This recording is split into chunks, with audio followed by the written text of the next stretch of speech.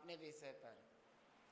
जैसे मैंने आपको बेस पूरा बताया, अब हम चलते हैं आपको पहले गुण स्थान की ओर। मैं आपको बता दूं, आज मैं आपको गुण स्थान समझा रहा हूं, लेकिन आप ये ध्यान रखना कि आप गुण स्थान सिर्फ समझना और मेरे से ये मैं पूछना ही रह गया मेरा, और बाकी को आपको दिक्कत हो तो ये जो है ना भैया जाते ही डलवा देना, ठीक है? कोशिश करना, तो इससे आप कर लेना, लिख लेना जो भी लिखना है। नहीं ऐसे तो दिक्कत आएगी, मैं क्योंकि आप लिखेंगे और मैं बताऊंगा तो आपको बहुत दिक्कत आ जाएगी। लेकिन सारी बस ये ध्यान रखो, सिर्फ यहाँ पर ध्यान रखना है, और जितना भी यहाँ मैं बताऊंगा लगभग आपको सब आता है, क्योंकि मैं पीछे सब कुछ बताया है, बस उतार चढ़ाव बताना है। समझ में आ गया? और आपको मेरा साथ देना है, ना भी दोगे तो मेरे पास पेपर है, उससे ले लूँगा, ठीक है? अब ध्यान से समझो, अब ये लिखने में रहोगे, बुआ जी बंद कर दो पेन और कॉपी सब। कोई विशेष बात हो तो नोट कर लो, नहीं तो कोई ज़रूरत नहीं है। अब नोट की ज़रूरत नहीं है, सिर्फ समझने की ज़रूरत है। यहाँ पर ध्यान रखो, और किसी ने इधर उधर देखा, मैं वहीं खड़ा कर दूंगा कान पकड़ के, चाहे स्त्री हो चाहे पुरुष हो। कोई आते जाते को मत देखना, सिर्फ मुझे देखना है, बोर्ड को देखना है, इस पे जो लिखा जा रहा है, तो ये आपको समझ में आएगा। देखिए बहुत कोई बड़ी बात नहीं है। जैसे पहला गुण स्थान, ए मोटी,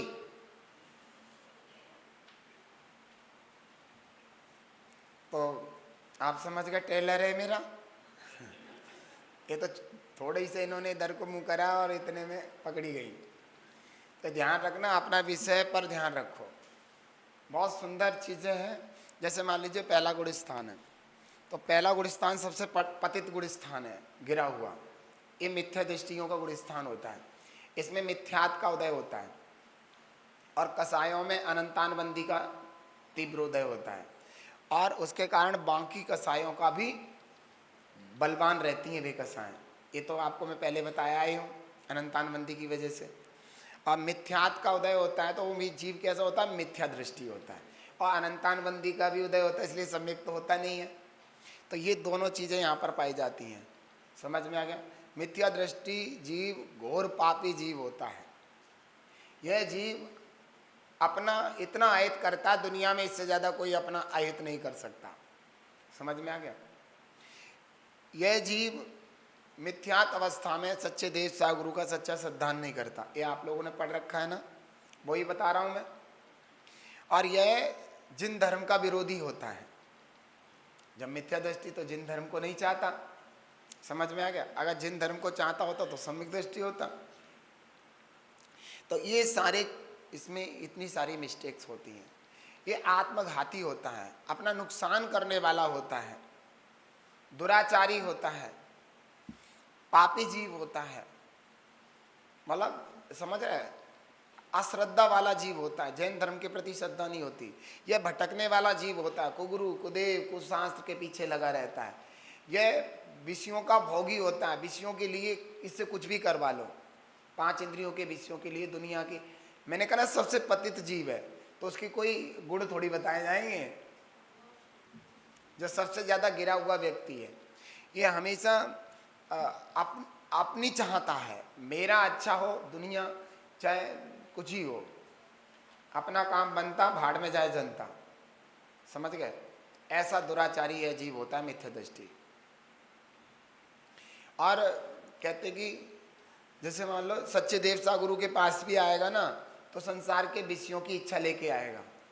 अगर इनकी पूजा पाठ करने से उसका काम बनता है तो ठीक है, नहीं बनता तो इन्हें भी छोड़ देगा, या भाड़ में जाओ, तुम्हारे से हमारा काम नहीं बना। फिर लोग बता देंगे यहाँ चला जा, वहाँ चला जा, पंडितों पर, इन पर, देवी पर, पितरों पर, दुनिया भर के, इससे कुछ बचा नहीं। ये सब जगह जाता है, इससे कोई कुछ चीज़ नहीं बची भाई। इसे ये रहता है कि मेरा लाभ होना चाहिए, और इसे ये नहीं, अज्ञानता के कारण इसे ये नहीं पता कि मेरा लाभ मेरे भाग्य से होगा। कोई देवी देवता मेरे लाभ नहीं कर सकते, इसे नहीं पता। लेकिन ठोकरे खाता रहेगा, इधर जाएगा उधर जाएगा, पता नहीं क्या क्या को कर्म करता है, यहाँ तक कि करता है कि अपने काम, किसी ने कह दिया तेरा काम इससे बन जाएगा, तो इससे किसी की मृत्यु भी कर देता है। एक बार क्या हुआ था कि एक औरत के बच्चे नहीं होते थे, तो किसी पंडित ने बताया इसको कि तू जो है किसी के बच्चे को मार करके ऐसे ऐसे ऐसे कर दे तो तेरे बच्चा हो जाएगा। किसी के बच्चे को चुरा के लाई, उसे मारा बुरी तरीके से, फिर उसने तंत्र मंत्र बसंत्र करे और जो है ये काम हुआ। तो फिर कहते ना कि उसके बच्चा तो होने ही नहीं था, कोई किसी के बच्चे को मार के मंत्र करके बच्चा थोड़ी पैदा कर सकता, और पाप लग गया। तो बच्चा तो हुए नहीं। बाद में जाकर के खोज हुई, बीन हुई, तो पुलिस ने उसे पकड़ा और आजीवन के लिए कारागार। तो ये सब चीजें, ये मिथ्या दृष्टि कुछ भी कर सकता है, कुछ भी। अपने देवता गुरुओं पे विलेम लगा सकता है, धर्म की अप्रभावना करने में आगे रह सकता है, किसी की निंदा बुराई चुगली जितने भी बुरे काम होते हैं सब इसके जुम्बे कर रखे हैं, कर नहीं रखे, उसने अपने जुम्बे कर रखे हैं। तो ये मिथ्या दृष्टि जीव ऐसा होता है। इसलिए इस मिथ्यात का सेवन जीव को कभी भी नहीं करना चाहिए। सारे दोष दुनिया के इसके अंदर होते हैं, सारी बुराइयां इसके अंदर होती हैं, समझ गए। ये मिथ्या दृष्टि जीव समय आने पर अपने परिवार वालों को भी नहीं छोड़ता, समझ में आ गया। तो ऐसा दुराचारी हीन बुद्धि वाला सबसे पतित यह मिथ्या दृष्टि जीव होता है। इसको कौन से, एक तो मिथ्यात का उदय रहता है, एक अनंतानुबंधी कसाय का उदय रहता है। तो इनके कारण इसके सम्यक तो नहीं होता और इसके भाव खराब रहते हैं। बाकी कसायों का उदय रहता है, तो अनंतानुबंधी की वजह से भी कसाएं बलवान रहती हैं, समझ में आ गए। तो मैंने ये आपको बता दिया। तो आप ये बताओ मिथ्यात गुण स्थान आपको समझ में आया। अगर यह जीव ऊपर जाए तो तीसरे में भी जा सकता है, अगर सम्यक मिथ्यात का उदय आ गया। आपको बताता ना दर्शन मोहिनी की प्रकृति, मिथ्या समय मिथ्या सम्यक प्रकृति तीन बताई थी। दर्शन मोहिनी की तीन प्रकृति बताई थी ना, मिथ्यात सम्यक मिथ्यात सम्यक प्रकृति। मिथ्यात का उदय रहेगा तो पहला गुण स्थान रहता। अगर इसको सम्यक प्रकृति का उदय आ गया तो कौन सा गुण स्थान हो जाएगा, तीसरा गुण स्थान हो जाएगा। कौन सा हो जाएगा। तो यह मिथ्या दृष्टि जीव है, अगर सम्यक मिथ्यात का उदय आ गया तो डायरेक्ट तीसरे गुण स्थान में जा सकता है। और अगर इस जीव के सम्यक दर्शन हो गया और इसने कोई व्रत नहीं ले रखे हैं, अगर इस जीव को सम्यक तो होता है और कोई व्रत नहीं है, तो यह चौथे गुण स्थान में जा सकता है डायरेक्ट। और अगर ये जीव यहाँ था मिथ्या दृष्टि और देश व्रत ले रखे थे इसने, तो यह तुरंत पांचवे में जा सकता। अगर यहाँ जीव वो मुनि व्रत ले रखे थे लेकिन मिथ्या दृष्टि था, जैसे ही सम्यकता आदि और वैसी भावनाएं होंगी, तो तुरंत सातवें गुण स्थान में जा सकता है। छठे में, छठे गिरते हुए का है।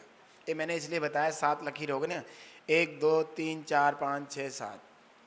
आपको समझ में आ रहा है, नहीं आ रहा। ये तो बहुत आसान है। मिथ्या दृष्टि जीव अगर सम्यक मिथ्यात का उदय आता है इसके, तो तीसरा गुण स्थान हो जाएगा। तीसरे ऐसे परिणाम हो जाएंगे उसके। उसमें क्या होगा, ना तो वो सम्यक दृष्टि है ना तो मिथ्या दृष्टि, लेकिन इससे तो फिर भी ठीक है, समझ गए। इससे तो, लेकिन वो ऐसा रहेगा कि उसकी मिक्स स्वाद सा आएगा, मतलब वो ना तो सम्यक दृष्टि है ना तो मिथ्या दृष्टि, मिक्स स्वाद आएगा। लेकिन बात समझिए, अगर इसने व्रत नहीं ले रखे, देश व्रत भी नहीं ले रखे और ना महाव्रत ले रखे, और सम्यक होगा और वैसे परिणाम बनेंगे, तो ये कौन से में चला जाएगा, डायरेक्ट चौथे में। और देश व्रत होंगे तो, और महाव्रती होगा तो 7वें में वैसे परिणाम करके डायरेक्ट जा सकता है। तो ये आपको पहले गुण स्थान की बात समझ में आ गई, समझ में आ गई। ज़्यादा वैसे कठिन नहीं है, दिमाग लगाने की बात है। कोई दिक्कत हो तो बताओ मुझे। नहीं, छठे हुआ गिरते हुए का, चढ़ते हुए का नहीं। ऐसे ही दूसरा चढ़ते हुए का नहीं, गिरते हुए का है। छठा और दूसरा, एक गुण स्थान ऊपर से गिरते तब आते, नीचे से ऊपर जाने वाले के लिए नहीं है ना। उसमें लिखा है ना, नी या ऊ ऐसे कुछ लिखा है, नी लिखा होगा। बात समझ में आ गई। मिथ्या दृष्टि जीव दुनिया का सबसे बड़ा दुराचारी व्यक्ति होता, आत्मघाती होता, परघाती भी होता है। ये दूसरों के कहने में आता है और कुछ भी कर देता है। नमो सिताणं नमो आयियाणं नमो उपचायाणं नमो लोहे सर्वसाहुणं। बोलो 24 तीर्थंकर भगवान की, महावीर भगवान की, पंच परमेष्ठी भगवान की, जिम्बाणी माता की, गौतम गणधर देव की, आचार्य श्री कुंद स्वामी की, आचार्य श्री शांति सागर जी महाराज की, आचार्य गुरुदेव श्री धर्मभूषण जी महाराज की, आचार्य श्री सम्यक भूषण जी महाराज की, आचार्य भगवान श्री भारत भूषण जी महाराज की जय। मैंने सुनी थी, सही नहीं आ रही, वो ओरिजिनल जब भी छोड़ी हमारा जब तक ये नहीं लगी। संसार में इसको कोई भी अगर लाभ के लिए कोई कह दे तुझे ये कल्ले लाभ मिल जा, गोबर भी पूज लेगा, कुछ नहीं छुड़ेगा। मैंने बताया ना, अपने पुत्र प्राप्ति के लिए दूसरे का बच्चा मार दिया। ये कौन करता है ऐसा? ये मिथ्यात गुणस्थान वर्ता जीव करता है। अगर मिथ्या दृष्टि गुणस्थान वर्ती जीव अव्रती है, व्रत नहीं ले रखे इसने, कोई भी देश व्रत महाव्रत नहीं ले रखे, और इसको सम्यक्त होता है और वैसे परिणाम बने तो डायरेक्ट कहाँ जाएगा? चौथे में सम्यक्त होता है। कहाँ में ना, यही तो मैं पूछना पाता हूँ। आप लाइन लगा ली और मैंने अब स्टेप बदल दिया तो सम्यक्त हो गया। तो अगर मैंने कहा अगर उसको सम्यक्त मिथ्यात का उदय आता है, सम्यक मिथ्यात का, तो कौन से में जाएगा? ये ध्यान रखो माइंड में। अगर उसको सम्यक मिथ्यात प्रकृति का उदय आएगा तो कौन से में जाएगा? वहां कैसी अवस्था इसकी होगी? मिक्स परिणाम होंगे। तो ये नहीं कहना मिक्स परिणाम होंगे, तो मिक्स तो सब्जी भी बनती है, हैं? ये कहेंगे ना वह सम्यक दृष्टि रहेगा और ना मिथ्या दृष्टि रहेगा, क्योंकि उसका नाम क्या है? सम्यक मिथ्यात गुणस्थान। तो ना तो वह सम्यक दृष्टि है ना वो मिथ्या दृष्टि, ऐसे परिणाम है। लेकिन इससे बेटर है क्या नहीं है? तो अगर वह अव्रती है और उसे सम्यक्त होता है और वैसे परिणाम बनते तो कौन सा गुणस्थान होगा? चौथा। अगर वह देशप्रति है और उसको सम्यक्त होता है वैसे परिणाम बनते तो कौन सा गुणस्थान होगा? अगर वह महाव्रती है और सम्यक्त होता है और वैसे परिणाम बनते तो हम बार बार ये कहते हैं वैसे परिणाम बनते। वैसे परिणाम बने उस गुणस्थान के योग्य परिणाम हो जाए जिसमें जाना है उसको, तो डायरेक्ट जा सकता है।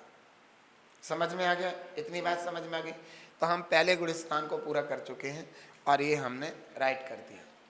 अब हम चलते हैं दूसरे गुणस्थान की ओर। लेकिन दूसरे गुणस्थान में ध्यान रखना, दूसरे गुणस्थान की ओर अगर हम चले, हाँ आप कुछ पूछ रही थी?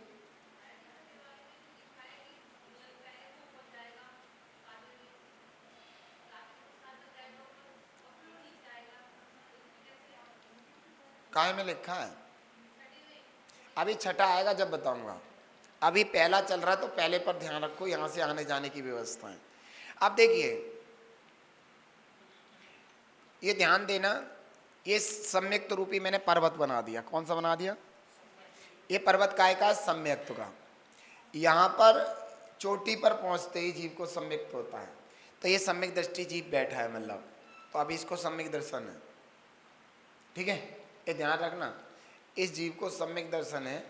और ये जीव को अगर अनंतानबंदी कसाय का उदय आ गया तो क्या हो जाएगा? सम्यक तो छूट जाएगा और ये जीव पर्वत से लुढ़क गया। और जब तक ये लुढ़क करके, ये मिथ्यात रूपी भूमि है, ये मिथ्यात रूपी भूमि है, जब तक यहाँ से तो गिर गया और जब तक इस भूमि पर टच नहीं करता तब तक उस परिणाम को सासाधन गुणस्थान कहते हैं। इनका सम्यक तो छूट चुका है, अभी मिथ्या दृष्टि नहीं हुआ और लेकिन सम्यक तो छूट चुका है। क्यों? सम्यक दर्शन रूपी पर्वत से गिर गया। क्यों गिरा? क्यों गिरा? बोलो। अनंतानबंदी कसाय के उदय से। मैंने आपको वहां बताया था नहीं कि अनंतानबंदी कसाय के उदय से सम्यक तो खत्म हो जाता है? बोला था ना जब बेस बता रहे थे, बताया था। दिमाग खोल के रखो, ये घड़ा खाली घड़ा मत रखो इसको। इसको पावर दो दिमाग को, कैचिंग पावर। मैंने आपको क्या कहा, ये सम्यक रूपी पर्वत है, इस पर बैठा है जीव, ठीक है, वो सम्यक दृष्टि है। और इसको अनंतानमंदी कसाय का उदय आ गया तो इस सम्यक्त से गिर जाएगा, क्योंकि अनंतानमंदी कसाय के उदय में सम्यक्त तो नहीं रहता। और अब ये मिथ्या दृष्टि हुआ नहीं, क्योंकि मिथ्यात्व का उदय नहीं आया। समझ में आ रहा है? अभी मिथ्यात्व का उदय नहीं आया, तो मिथ्यात्व का उदय आएगा जब ही मिथ्या दृष्टि होगा। तो जब तक मिथ्यात्व का उदय नहीं आया है, ठीक है, उतने समय तक वह कौन सा है, सासाधन। सासाधन का मतलब होता है सामान्य सहित, आसाधन माने विराधना। यह सम्यक्त की विराधना करके आ रहा है, अर्थात सम्यक्त को छोड़कर आ रहा है। किस वजह से, अनंतानुबंधी कसाय के। समझ में आ रहा है, नहीं आ रहा आपको?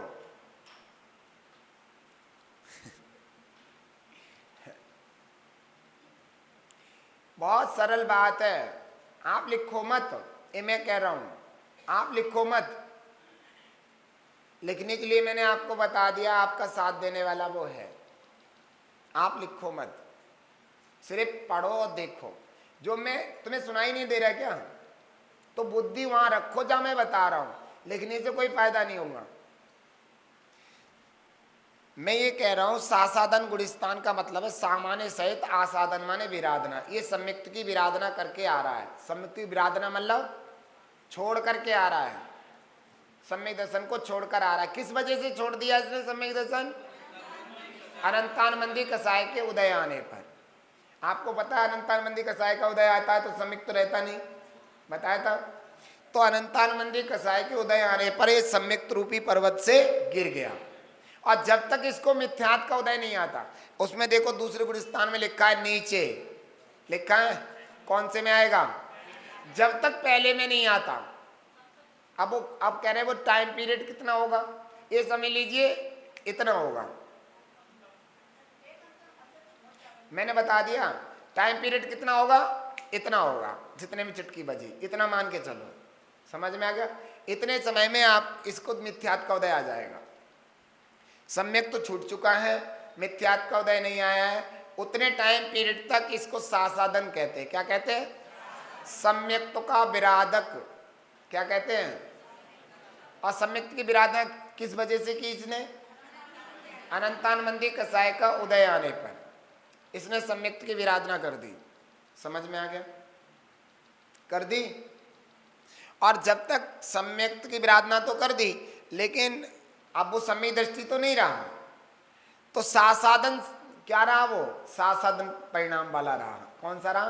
सासाधन, सम्यक्त की विराधना वाले परिणाम वाला रहा। और जैसे ही इसको मिथ्यात्व का उदय आ जाएगा तो क्या हो जाएगा, ये मिथ्या दृष्टि कहलाने लगेगा। लेकिन जब तक सासाधन वाला है तो सासाधन ही कहलाएगा, मिथ्या दृष्टि नहीं कहलाएगा। और जैसे ही वो मिथ्यात्व परिणाम उसके उदय में आया तो क्या हो जाएगा, वो मिथ्या दृष्टि हो जाएगी। ये इतनी बात समझ के चलो। समझ में आ गई? तो हम आपसे पूछते हैं कि सम्यक रूपी पर्वत से किस वजह से गिर जाता है? अनंतानमंदी कसाय के उदय आने पर। अनंतानमंदी कसाय के उदय आने पर क्या जी मिथ्या दृष्टि हो जाता है? क्यों? मिथ्या दृष्टि नहीं होता, लेकिन उसका सम्यक तो भी नहीं रहता। मिथ्या दृष्टि कब होगा? जब मिथ्यात्व का उदय आएगा। तो सम्यक दृष्टि रूपी पर्वत से गिर गया, जब तक मिथ्यात्व का उदय नहीं आएगा तब तक वो मिथ्या दृष्टि नहीं कहलाएगा, लेकिन उसका सम्यक तो खत्म हो चुका है। और जब तक वो मिथ्यात्व गुणस्थान में नहीं आता, मिथ्यात्व का उदय नहीं आता उसको, तब तक वह किस नाम से बोला जाएगा? सासाधन परिणाम वाला। इसको सासाधन सम्यक दृष्टि भी कह सकते हैं, अर्थात सम्यक दर्शन की विराधना करने वाला जीव। समझ में आ गया? ये आपका दूसरा गुणस्थान हो चुका है। अब हम आपको लेकर के चलते हैं तीसरे गुणस्थान में। ये वाले सासाधन गुणस्थान वाला ऊपर नहीं चढ़ता, ऊपर नहीं जाता, आएगा तो नीचे आएगा। कौन से में आएगा? पहले में। तो आपका पहला हो गया, दूसरा हो गया। अब हम चलते हैं तीसरे में। तीसरे गुणस्थान वर्ती के देखिए आप, तीसरे गुलिस्तान का नाम क्या है? ये किस प्रकृति के उदय से होता है? बोलो। रसगुल्ले से होता है। कौन से प्रकृति के उदय से होता है? ये रखा नहीं क्या आपके पास? जे उसमें रख लिया बैग में ठूस के। मैंने कहा ये तुम्हारा साथ देगा, क्योंकि ये बेस है, आपने पढ़ा नहीं, घर पे जाकर रोटी और खाने में लग गए जाके। जब तक आप इसका रिवीजन नहीं करेंगे पता कैसे चलेगा? तो सम्यक मिथ्यात्व गुलिस्तान किस प्रकृति की, और खुद भी लिखा है सम्यक मिथ्यात्व उसमें। सम्यक मिथ्यात्व तो वो तो ठीक है, खुद भी तो लिखा है सम्यक मिथ्यात्व। गुलिस्तान का नाम भी वही है, अब प्रकृति का नाम भी वही है, मिश्र प्रकृति कह लो, लेकिन यहाँ पे ये यही शब्द बोलेंगे। हाँ, समझ में आ गया? तो मैं कह रहा हूं सम्यक मिथ्यात्व गुलिस्तान किस प्रकृति के उदय से बनता है? सम्यक मिथ्यात्व प्रकृति के उदय से। बाबलों की टांट खोपड़िया में बैठता नहीं। अजब उसका नाम खुद भी लिखा है। मैं कह रहा हूं कौन सी प्रकृति के उदय से बनता है? तो बोल लो ना, मिस्र से मिलता है, इससे मिलता है, फलान से ढिमका से। दर्शन मोहिनी की कितनी प्रकृति? कौन कौन सी? सम्यक मिथ्यात्व प्रकृति का उदय हो तो कौन सा गुलिस्तान बनेगा? तो फिर बोलते क्यों नहीं? मिस्र मिस्र कर रहे हैं। नहीं, तुमने बोला, मुझे पता है इनकी बात कर रहे हैं। अब ये थोड़े एक दूसरे का साथ है तो दोनों को ही डांट खानी पड़ेगी। साथ ही साथ निभाना, भाग के कहीं न जाना। अब बात समझ में आ रही है? और सम्यक मिथ्यात्व प्रकृति का उदय आने पर तीसरा सम्यक मिथ्यात्व नाम का गुलिस्तान बनता। उसमें जीव के कैसे परिणाम रहते हैं? ना तो वह सम्यक दृष्टि रहता और ना मिथ्या दृष्टि। भाई इतनी समझना, और कुछ नहीं, हो गया गुलिस्तान का, हो गया। इसमें कुछ ज्यादा है ही नहीं है। आफत ना मचाओ, घर से बोझ लाद के लाए, हाय पता नहीं आज गुलिस्तान आवेंगे, पता नहीं क्या होगा। अरे बहुत सरल चीज है, जो बेस में बताई थी वो ही यहाँ पे आने लगी ना, बेस वाली चीजें सारी। तो हमारा तीसरा गुलिस्तान भी हो गया। अब इस गुलिस्तान से अगर जीव नीचे गिरेगा तो कहां कहां जाएगा बताओ? ये ध्यान रखना, इस गुलिस्तान से अगर जीव नीचे जाएगा तो उसको मिथ्यात्व में उदय, मिथ्यात्व का उदय आएगा। समझ में? और ऊपर जाएगा तो सिर्फ चौथे में जा सकता है। समझ में आ गया?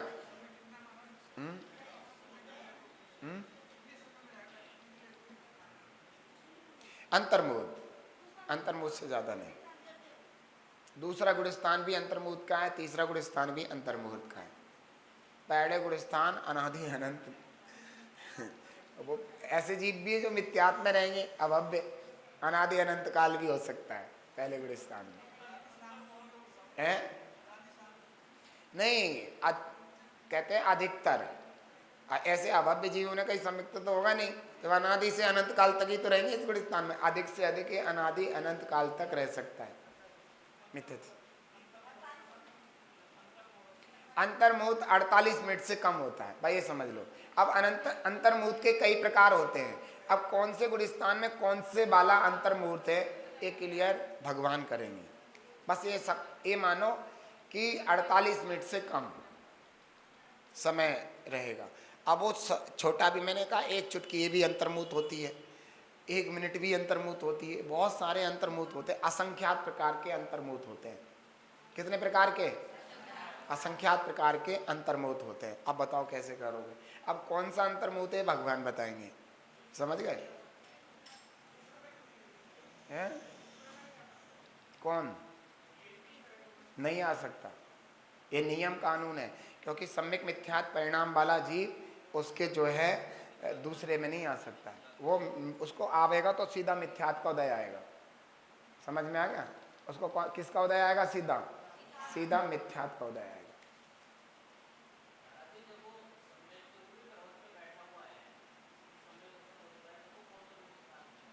चौथे में है, और अगर देशवृत्ति है तो 5वें में, और महाव्रती है छठे सातवें में, ऊपर भी जा सकता है। ठीक है, ये तो कुछ स्थानों में बता रखा है ना, कहाँ कहाँ कौन से आएगा। अब देखिए, देखो ये प्रश्न हो रहे हैं तो इसका मतलब वो समझ रहे हैं, और समझ रहे हैं तभी प्रश्न हो रहे हैं, बिना समझे प्रश्न होते नहीं हैं। और जो ऐसे बैठे हैं तो उन्हें समझ में ही नहीं आ रहा प्रश्न क्या करेंगे। हैं? कसाय शांत हो गई आपकी? हैं? अरे ये बात ये अभी पूछने की नहीं है, ये तुम्हें बताएंगे, वहां बैठी हो मेरे पास कान पकड़ के, कैसे रुकेंगे कसाय। हाँ, ये यहाँ ये गुलिस्तान सीख रहे हो, अभी कसाय रोकने का चैप्टर नहीं है, अभी ये बताया जा रहा है कि कौन कौन सी कसाय, कौन कौन सी प्रकृति का उदय होने पर कौन सा गुलिस्तान बनेगा। रोकने का मैं बताऊंगा, बैठी हो मेरे पास, पिच्छी दे देंगे, कपड़े उतार के फेंक देंगे और बैठा देंगे। कसाय रोकने का चारित्र ही कारण है, और कोई दुनिया में कोई कारण हो नहीं सकता। अगर कसाय रुकेगी, कहते हैं चारित्र क्यों धारण किया जाता है? कसाय से निवृत्त होने के लिए। समझ में आ गया? ऐसा कसाय रुकेगी तुम्हारी, नहीं होगा ऐसा, गलत बोल रहा हूं। देखिए, राग समंतभद्र स्वामी रतनकंड शाकाचार में कह रहे हैं कि चारित्र की आवश्यकता क्यों? राग द्वेष की निवृत्ति के लिए। चारित्र जीव क्यों धारण करता है? राग द्वेष से रहित होने के लिए। और जैसे जैसे चारित्र ऊपर बढ़ता रहता है और राग द्वेष निवृत्त होता रहता है, और आखिरी में जब राग द्वेष बिल्कुल खत्म हो जाता था, उस यथाख्यात चारित्र पर पहुंच जाता है। समझ गए? तो ये चारित्र का काम ही ये है, राग द्वेष से रहित होना। जितना जितना ऊपर जीव उठा है चारित्र में, उतना उतना राग द्वेष से निवृत्त होता गया। जैसे कहते नहीं, अनंतानंदी कसाय का उदय है तो कहाँ है जीव, फिर आगे आगे चलते चलते देखो कहाँ कहाँ कौन कौन सी कसाय का अनुदय होता जाता है, ऊपर बढ़ता चला जाता है। कसाय जीव के किस गुण को घात करती हैं, किस गुण को नुकसान पहुंचाती कसाय? हाँ, इन्होंने कहा अनंतानंदी उसमें दर्शन को भी नुकसान पहुंचा रही है, सम्यक दर्शन को भी और चारित्र गुण को भी, लेकिन बाकी की कसाएं सिर्फ चारित्र गुण का घात करती हैं, नुकसान पहुंचाती हैं। कसाय के कारण ही, समझ गए? और जैसे चारित्र की वृद्धि होगी तो आज कर दो तो महाव्रती बन जाओ, बाकी हम देख लेंगे। चारित्र की वृद्धि होते ही तुम्हारे कसाय की निवृत्ति हो जाएगी। क्यों भाई, समझ में आ गया? तो कौन से गुणस्थान तक पहुंच गए? तीसरे गुणस्थान वर्ती जीव अगर नीचे गिरेगा तो कौन से में? मिथ्यात्व गुणस्थान में। अगर ये ऊपर बढ़ेगा तो चौथे में। इतना समझ में आ गया? इस जीव के परिणाम कैसे रहते हैं? ना सम्यक दृष्टि होता, ना मिथ्या दृष्टि होता, मिले जुले परिणाम। अब ऐसे कहो, ये बोलना पड़ेगा, मिले जुले परिणाम, ना तो उसके सम्यक के परिणाम ही रहते और ना मिथ्या के। तो ये हमें लगता है तीनों गुणस्थान बहुत अच्छे से रह गए, बस इनका रिवीजन बाकी होगा, वो मैं देखूंगा आपको। अब चलते चौथे गुणस्थान में। चौथा गुणस्थान वर्ती जीव, इसके बारे में हमें कुछ तुम्हें बताना पड़ेगा थोड़ा बहुत।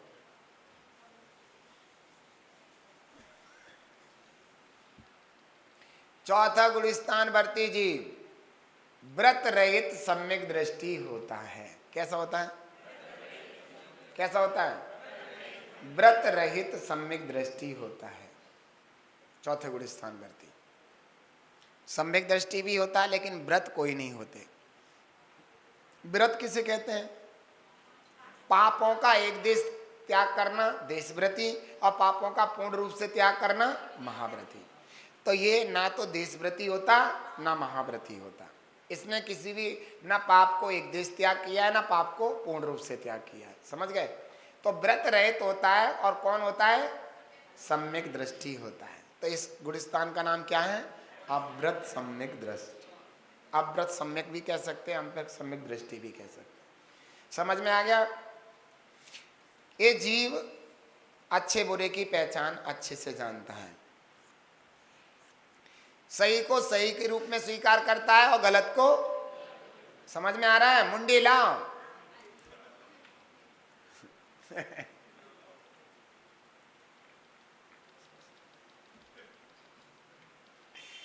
समझ में आ गया? सच्चे देव सागुरु को सच्चा मानता है और मिथ्या को, ठीक है, समझ में आ रहा है? नहीं आ रहा? साधर्मी को साधर्मी जानता है, विधर्मी को, ये समझ में आ गया? भक्ष को भक्ष जानता है, अभक्ष को, हितकारक को हितकारक जानता है, हितकारक को, बता इतना होना ही कितना अच्छी बात है। साधर्मियों के प्रति क्या लगता है? विशेष वात्सल्य रखता है। समझे? प्रभावना में, धर्म की प्रभावना में क्या रहता है? आगे रहता है। जान भी चली जाए तो भी धर्म की प्रभावना करता है। बताओ कितना अच्छा है। लेकिन ये सबसे अच्छा नहीं है, इससे भी अच्छे ऊपर है जिन्होंने राग देश की निवृत्ति के लिए चारित्र को धारण किया। समझ में आ गया? अब इससे ऊपर अच्छे अच्छे ही मिलेंगे, बढ़िया क्वालिटी वाले। कितना अच्छा जीव है? नहीं, अभी इसको ऐसा नहीं कहेंगे। अष्टमूल गुण समंत बद्ध स्वामी ने बताया 5 पापों का त्याग और 3 मकारों का त्याग, तो अष्टमूल गुण है। तो 5 पापों का एक देश भी त्याग नहीं है इसको, ठीक है ना? तो इसको अष्टमूल गुण का धारी भी नहीं कह सकते, लेकिन अभ्यास के रूप में ये वो पाप करता नहीं है। इसके जीवन में ऐसा कुछ होता नहीं है कि वो मध्य मांस मधु का सेवन करे, करता नहीं है। ये कुछ चीजें, सप्त व्यसन भी नहीं होते इसके जीवन में। समझ में आ गया? और ये अभक्ष भी नहीं खाता। नहीं आई समझ में? इतनी क्वालिटियां होती हैं, लेकिन अभी व्रत कोई नहीं ले रखे, नियम कोई भी नहीं है इसको। नहीं आई समझ में? मेरी बात समझ रहे? जीवन का वातावरण बहुत अच्छा है इसका। हमेशा ये भाव ये करता है कि भगवान मैं कहाँ हीन अवस्था में बैठा हूं, सब कुछ जानता हुआ भी मैं आगे नहीं बढ़ पा रहा हूं। कहते नहीं वो कि संत साधु बन के बिचरूं, वह घड़ी कब आएगी, त्याग दूंगा मोह ममता, वह घड़ी कब आएगी। बहुत दुखी रहता है ये जीव, हमेशा मन में यही रहता है, भगवान मैं कहाँ हूँ, मुझे पता है मेरा उद्धार, समझ गए, मुनि बन करके भगवान बनने में ही है, लेकिन मैं कैसे, मेरे परिणाम क्यों नहीं हो रहे, मैं आगे क्यों नहीं बढ़ पा रहा हूँ, मैं किन चीजों में उलझा हुआ हूँ। समझ में आ गया? ऐसा अव्रत सम्यक दृष्टि जीव होता है। धर्म उसे इतना प्यारा होता है, इतना प्यारा होता है, अगर धर्म के लिए जरूरत पड़े, ए बुढ़िया सोबे ना, अगर धर्म के लिए जरूरत पड़े, समझ में आ रहा है, तो वह अपना सर्वस्व न्योछावर कर सकता है। किसी ने कहा कि भाई यहाँ पर धर्म के लिए, जैसे यहाँ पर कोई मंदिर है और ये जैसे मान लो मंदिर के लिए कोई तोड़ने आ रहा है, कोई बात हो रही है, तो लोग आग पैसे दे दे करके अपने घरों को बचा रहे हैं। तो किसी ने कहा भाई ये मंदिर इतना बड़ा है, इसके लिए अगर इतने पैसे दे दो तो हम थोड़ी सी सड़क मोड़ देंगे। तो उससे पता लग रहा है और मंदिर में पैसा नहीं हो, कोई दे नहीं रहा, तो कह देगा मेरा घर बेच दीजिए, मंदिर को बचा लीजिए, तुरंत बेच देगा। ये बहुत निर्मल परिणाम वाला होता है जी। एक भी व्रत नहीं है, नियम नहीं है इसको, लेकिन सारे व्रत नियमों को निभाता है। हाँ, सम्यक दृष्टि जीव की बात बता रहा हूं। अव्रत सम्यक दृष्टि, व्रत नहीं है लेकिन सम्यक दर्शन, भला बुरा अच्छा बुरा सब पहचान करता है, धर्म के लिए सबसे ज्यादा आगे रहता है। नहीं आए समझ में? अगर धर्म की प्रभावना हो रही, इसकी दुकान खूब चलती हो, तुरंत दुकान छोड़ करके पहले धर्म की प्रभावना के लिए जाएगा। ऐसे निर्मल परिणाम होते हैं इस जीव के। बहुत हाई पावर वाला जीव होता है। इसको पता है कि संसार दुख रूप है, मोक्ष सुख रूप है।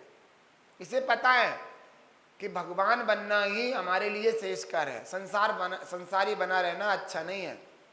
उसे संसार की किसी भी चीज की इच्छा नहीं होती, कभी देव पर्याय में चला जाऊं, यहां चला जाऊं, कोई भी भाव नहीं होता इसको बस एक ही भाव रहता है, भगवान इस संसार के दुखों से कब छूटूं और कब भगवान बनूं। ऐसे निर्मल परिणाम वाला जीव होता है। हाँ जी, देव सागुरु का तो इतना दीवाना होता है, पागल होता है उनके पीछे, और कुगुरु कुदेव कुशास्त्र की तरफ आंख उठा करके भी नहीं देखता। जब कहीं जाता है, कुगुरु कुदेव कुशास्त्र के कोई मंदिर भी होते हैं और वो सुंदर तरीके से बने होते हैं, तो पता है क्या विचार करता है, हे भगवान, अगर यहाँ बीतरागी भगवान की प्रतिमा होती तो कितने लोगों का भला हो जाता। समझ गए? ये अज्ञानी जीवों ने क्या यहाँ पर विराजमान कर रखा है, अगर यहाँ भगवान जिनेंद्र की प्रतिमा होती तो इतने सारे जीवों को मोक्ष मार्ग मिलता। ऐसे परिणाम होते हैं। दुनिया के सभी जीव जैन धर्म का पालन करें और पापों से बचें और भगवान बनने के मार्ग में लगें, ऐसी उसकी भावना होती है सम्यक दृष्टि जीव की। बहुत ऊंची चीज होती है। समझ में आ गया? आपको बताएं तो वो, हाँ, ये बहुत जल्दी मोक्ष जाने वाला जीव होता है। समझ में आ गया? बहुत जल्दी। ये अधिक से अधिक अगर सम्यक तो छूट भी जाता तो अधिक से अधिक अनंत अनंत अनंत अनंत अनंत काल तक मोक्ष जाएगा, क्योंकि अर्ध पुद्गल परावर्तन काल तक, वो अर्ध पुद्गल परावर्तन काल का समय अनंत होता है। अधिक से अधिक अनंत काल अगर सम्यक तो छूट जाता है, और अगर इसको सम्यक तो बरकरार रहता है तो ज़्यादा समय नहीं लगता इसको मोक्ष होने में, क्योंकि सम्यक छूटने के बाद तो मिथ्या दृष्टि हो जाता है। और सम्यक तो किस वजह से छूटता है? कान भरने वालों के कोई गलत समझा दे, कोई ऐसा हो जाए, उसके माइंड डाइवर्ट हो जाए तो उसका सम्यक छूट भी सकता है। ध्यान रखना, अपने सम्यक को संभाल कर रखना। समझ में आ गया? इसलिए ये छूट न जाए। सम्यक तो छूटने पर वो मिथ्या दृष्टि हो जाएगा, और फिर उसके परिणाम कैसे हो जाएंगे? जो मिथ्या दृष्टि के होते वैसे ही हो जाएंगे। तो सम्यक तो छूटना नहीं चाहिए। अब मैं आपको इसी चौथे गुणस्थान वर्ती जीव के कुछ बातें बता रहा हूँ, ध्यान रखना। जो चौथे गुणस्थान वर्ती जीव को सम्यक तो होता है ना, वो सम्यक कितने प्रकार का हो सकता है? 3 प्रकार का। कितने प्रकार का हो सकता है?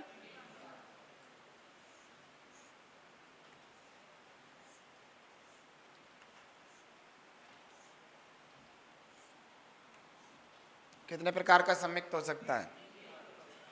अब 3 प्रकार का सम्यक्त हो सकता है, इसको तो ध्यान रखो। एक तो छायक, एक औपसमिक, एक क्षौपसमिक। अब इसको ज़्यादा डिटेल से बताएंगे। सबसे ज़्यादा कैड़ा पड़ता है क्षौपसमिक समझाने के लिए।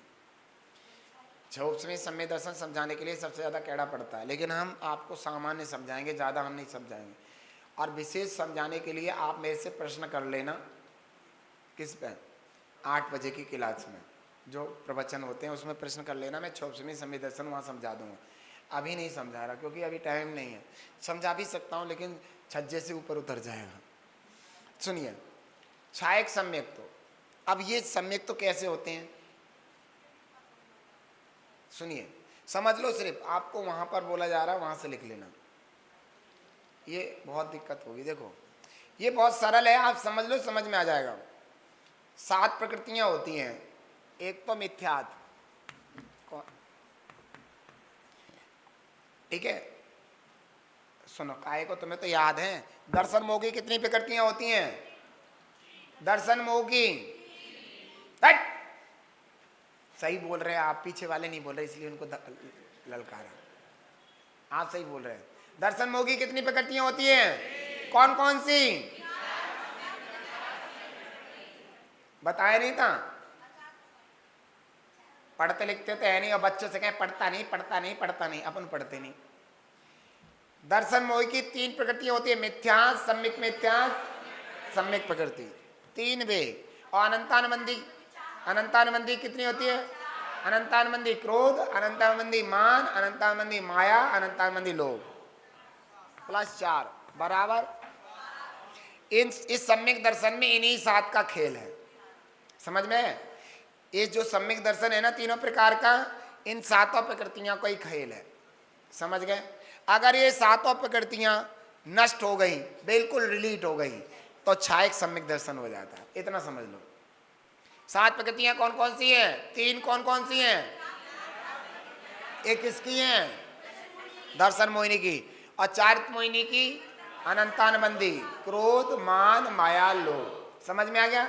इन 7 प्रकृतियों का बिल्कुल नाश हो जाए तो कौन सा सम्यक्त हो जाएगा? बिल्कुल सरल बात है। और ये नाश ना हो, ये दब जाऊं। देखो क्या होता है, जैसे दबना बताता हूं। हमारे घर में सांप आ गया, ठीक है? क्या आ गया? सांप। तो सांप आ गया, तो सांप को हम उठा करके बहुत दूर छोड़ आए जहां से वो ना आ सके, तो फिर हमारा घर सांप से रहित हो गया नहीं हो गया? नहीं समझ में आया? हाँ मुंडी लाओ।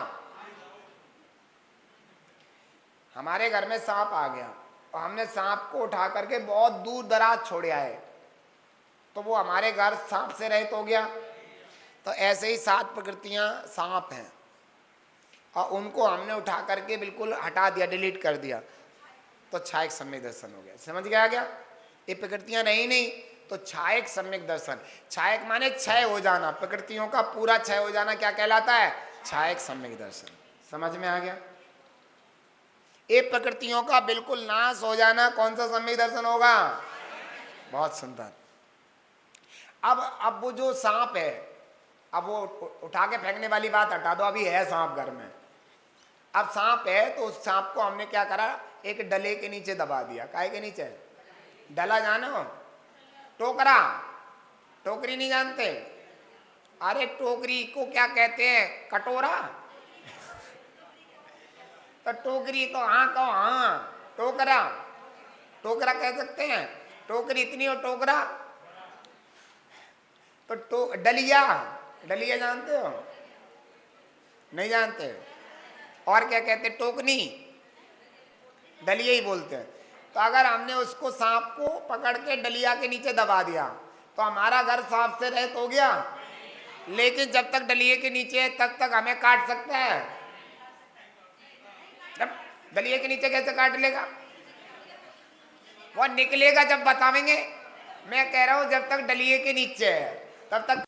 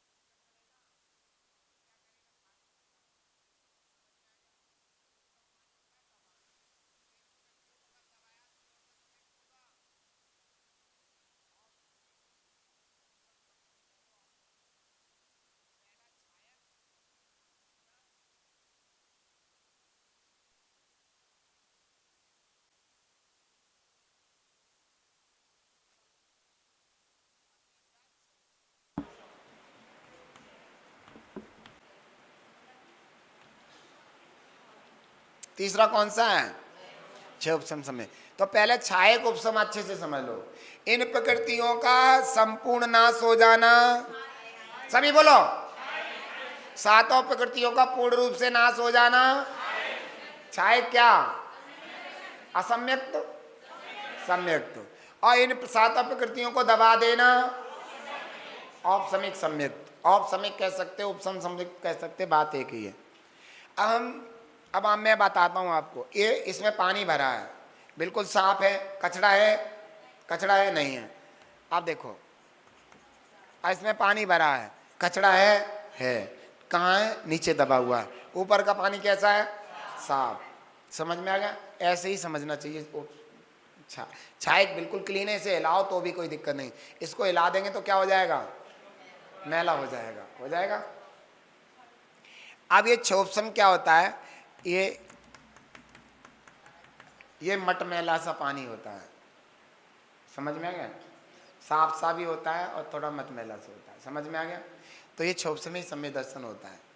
इसमें क्या है, इन 7 प्रकृतियां जो होती हैं ना, 7 प्रकृतियां, इनमें जो सम्यक प्रकृति नाम है, सम्यक प्रकृति किसकी है, वो किसकी है, सम्यक प्रकृति, उसका उदय रहता है। मैंने बताया था ये क्या काम करती है, ये सम्यक्त तो नाश नहीं होता, लेकिन सम्यक्त में मल उत्पन्न करती है।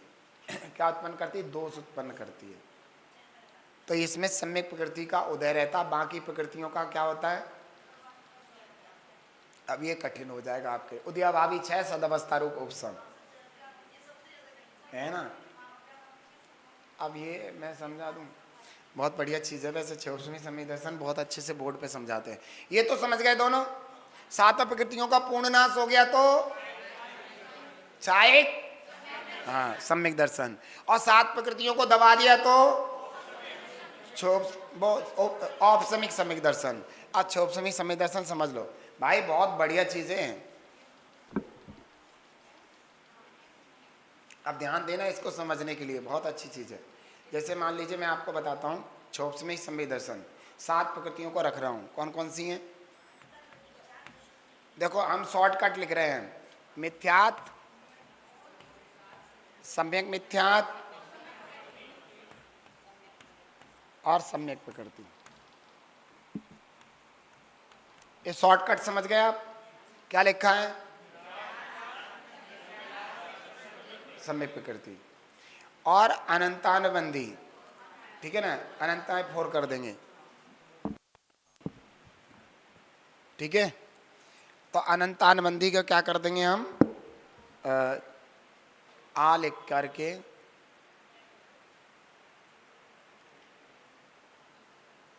4 कर देंगे, तो ये पूरी आ गई, 1 2 3 और 4 7, ये 7 प्रकृतियां आ गई, मिथ्यात, सम्यक मिथ्यात, सम्यक प्रकृति और अनंतानुबंधी, क्रोध मान माया लोभ, ये ध्यान रखना। अब ये कैसे होता है सुनिए, क्षोभसमिक सम्यक दर्शन में सम्यक प्रकृति का क्या रहता है, उदय रहता है, ठीक है, क्या रहता है, उदय रहता है। अब ये इसको हम बाद में दिखाएंगे आपको, अब ये देख लिए। अब इन प्रकृतियों का क्या होता है, मिथ्यात और सम्यक मिथ्यात प्रकृति का, ये क्या करती है, ये मिथ्यात प्रकृति यहां जाएगी और सम्यक प्रकृति रूप कन्वर्ट हो जाएगी, और सम्यक मिथ्यात प्रकृति भी जाएगी और सम्यक प्रकृति रूप कन्वर्ट हो जाएगी। नहीं समझ में आ रहा, ये प्रकृति का उदय कैसे होगा, ये सबसे पहले कन्वर्ट होगी सम्यक प्रकृति में और फिर इसका उदय आएगा। तो उदय इसका किस रूप में होगा, सम्यक प्रकृति रूप में। ऐसे ही ये सबसे पहले कन्वर्ट होगी सम्यक प्रकृति में और फिर उदय आएगा।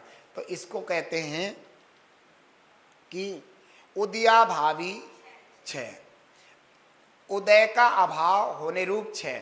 ये अपने रूप उदय आ रही क्या, अगर ये अपने रूप उदय आ जाएगा तो मिथ्या दृष्टि हो जाएगा जीव, और अपने रूप सम्यक मिथ्यात उदय आ जाएगा तो सम्यक मिथ्या दृष्टि जीव हो जाएगा। लेकिन ये सम्यक दृष्टि जीव है, तो ये क्या है, मिथ्यात का उदय अपने रूप ना आकर के कन्वर्ट होकर के आ रहा है। क्या होकर आ रहा है, मिथ्यात का उदय क्या होकर के आ रहा है, अपने रूप उदयाभावी 6, उदय का अभाव। स्वयं मिथ्यात रूप तो उदय का अभाव है, लेकिन कन्वर्ट होकर के उदय में आ रहा है, इसको कहते हैं उदयाभावी 6, उदय का अभाव 6, यानी कि जा करके सम्यक रूप कन्वर्ट होकर के उदय में आ रहा है। समझ में आ गया, नहीं आ रहा। ऐसे ही सम्यक मिथ्यात प्रकृति भी सम्यक प्रकृति रूप कन्वर्ट होकर के उदय में आ रही है। समझ में आ गया, इसको क्या बोलते हैं, अपन उदयाभावी 6, अपने रूप से उदय का अभाव है। स्वयं मिथ्यात रूप उदय में नहीं आ रहा, सम्यक मिथ्यात रूप उदय में नहीं आ रहा, कन्वर्ट होकर के उदय में आ रहा है, इसलिए ये अपने रूप से उदय का अभाव है। तो उदयाभावी 6, और 6 भी हो रहा है क्योंकि वो जो पड़ा था नष्ट भी हो रहा है, लेकिन कन्वर्ट होकर के नष्ट हो रहा है। नहीं आया, मैंने आपको कहता कितना कठिन है, लेकिन ये सरल भी है, आप समझिए। तो ये तो इनका मैंने कहा सम्यक प्रकृति का उदय है ही। अब अनंतानुबंधी कसाय कहाँ जा रही है, अब इसको भी दिखाते हैं। ये बाकी की कसाएं है ना, अप्रत्यख्यानवर्ण, प्रत्यख्यानवर्ण, संजलन, 9 कसाय, ये उनमें कन्वर्ट होकर के आ रही है। नहीं आ रही समझ में। ये अनंतानुबंधी अगर अपने रूप से उदय में आ जाएगी तो कौन सा गुण स्थान बन जाएगा, दूसरा या पहला बन जाएगा, क्योंकि मिथ्यात के साथ होगी तो। लेकिन ये अपने रूप से उदय में नहीं आ रही, क्या हो रही है, कन्वर्ट हो रही है। किसमें, अप्रत्याख्यानावरण कसाय में, प्रत्याख्यानावरण कसाय में और संजुलन कसाय में और नौ कसाय में एक कन्वर्ट रूप होकर के आ रही। तो अपने रूप से उदय में नहीं आ रही तो उदय का अभाव है, और उन रूप कन्वर्ट होकर के उदय में आ रही है तो क्षय भी हो रहा है, नहीं हो रहा। नहीं आया समझ में? नहीं समझ के समझ को समझो, समझना भी एक समझ है, समझ के भी ना जो समझे तो मैं समझू ना समझ है। समझ में आ रहा है कि मैं रिवीजन बाद में भी कराऊंगा, लेकिन आप अभी मुंडी ठीक रख लो। हाँ, तो उदयाभावी क्षय किसे कहते हैं? अपने रूप से उदय में ना आना, उदय का अभाव। ठीक है, समझे? तो क्षय को प्राप्त हो गए, अपने रूप से उदय का अभाव है। ऐसे इसका भी है, इसका भी ऐसे ही है ये, लेकिन सब अपनी अपनी प्रकृतियों में अपने अपने रिश्तेदारों में ही जाएंगे। ये दर्शनमुखी प्रॉपर्टी है और वो चात्ममुखी, तो वो चात्मोह में कन्वर्ट होगी और ये दर्शनमुखी प्रकृतियों में कन्वर्ट होकर के उदय में आती है। ये तो हो गया उदयाभावी रहे। अब सदावस्था रूप उपसम किसे कहते हैं वो सुनिए।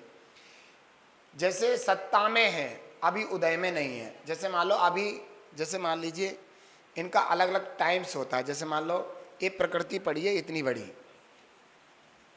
ये प्रकृति यहाँ तक है इतनी बड़ी है, तो प्रति समय उदय में आना होता है। मुझे लगता है तुम्हारे सर से ऊपर जा रहा।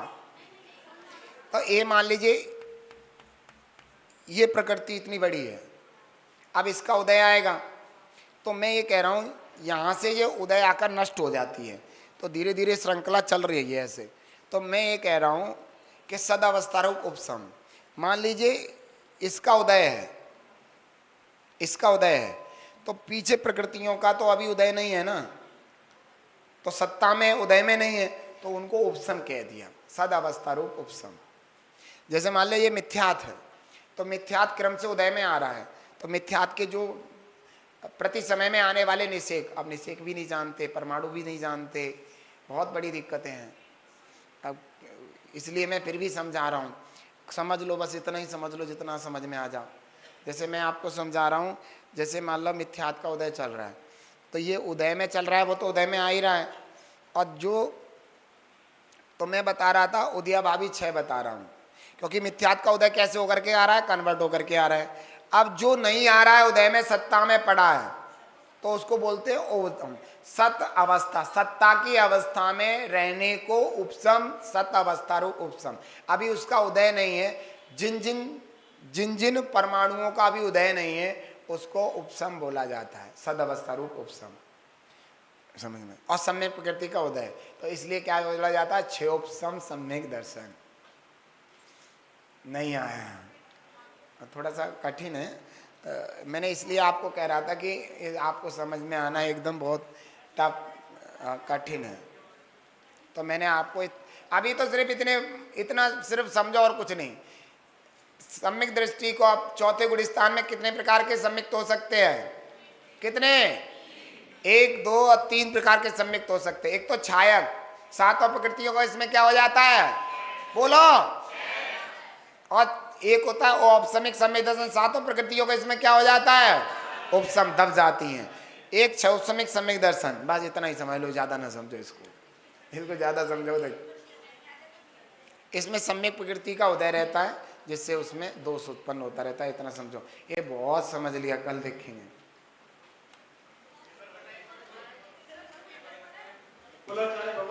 जब मैं चाहूंगा। पेपर सुबह 5 बजे, कल सुबह ठीक 5 बजे पेपर बढ़े, दोनों कक्षाओं का। दोपहर में कक्षा चलती है और सुबह कक्षा चलती है, दोनों का एग्जाम है सुबह 5 बजे। और परसों का कार्यक्रम 2 मिनट हो गया। परसों का कार्यक्रम आपको बता दूं, सुबह 6:30 बजे से सुबह शांति धारा अभिषेक के लिए पुरुष वर्ग शीघ्रता से आएंगे। 6:30 बजे शांति धारा अभिषेक शुरू हो जाएगा और 7 बजे से यहाँ पर कार्यक्रम शुरू होगा। सर्वप्रथम हम मंगलाचरण करेंगे, आचार्य धर्मभूषण जी महाराज के चित्र का अनावरण करेंगे, दीप प्रज्वलन करेंगे। उसके बाद आचार्य भारत भूषण महाराज जी के चरणों का पाद प्रक्षालन करेंगे। उसके बाद गुरुवर को शास्त्र भेद करेंगे। उसके बाद गुरुदेव की पूजन करेंगे। और पूजन के लिए जिन व्यक्तियों को अपना नाम लिखवाना है वो मुझे अपना नाम लिखवा दें। गुरुदेव के पाठ प्रक्षालन की हम यहाँ पर बोली करेंगे, बोली के माध्यम से गुरुदेव का पाठ प्रक्षालन करेंगे। गुरुदेव की पूजन अष्ट द्रव्य से करेंगे। जो भी अपना नाम लिखवाना चाहें तो अष्ट द्रव्य की पूजन में मुझे अपना नाम लिखवा दें। उसके बाद निर्ग्रंथ जैन पाठशाला के बच्चों के द्वारा एक छोटी सी लघु नाटिका का यहाँ पर मंचन होगा और उसके बाद पारितोषिक वितरण होगा। परसों नाक का हार, नाक का हार, बच्चों के द्वारा नाक का हार नाटिका का मंचन यहाँ पर होगा और उसके उपरांत आपको पुरस्कार वितरण किए जाएंगे। तो परसों का कार्यक्रम भी 6:30 बजे से शुरू हो जाएगा। ध्यान रखें, जिनको अपना नाम लिखवाना हो अष्टद्रव्य की पूजन में वो अपना नाम मुझे लिखवा दें। परसों की क्लास हमारा श्री और मेरे ऊपर है, तुम टेंशन मत लो, बस 5 बजे आप आ जाना। और परसों परसों परसों क्लास का, परसों तो वो है नाटक।